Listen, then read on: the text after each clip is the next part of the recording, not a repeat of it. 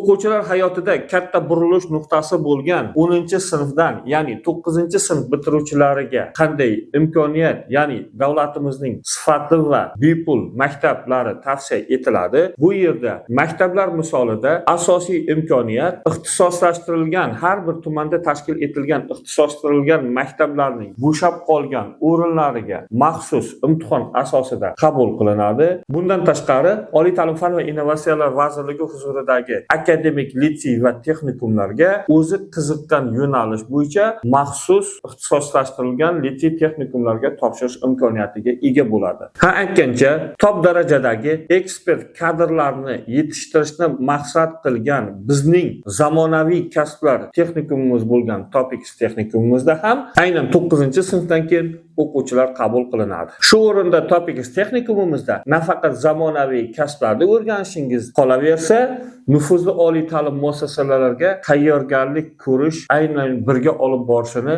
alohida eslatib o'tmoqchimiz. Sizni qiziqtirgan savolingiz bo'lsa, izohlarda yozib qoldiring va kanalimizga a'zo bo'ling. Ha aytgancha, like bosib do'stlaringizga ulashni ham unutmang.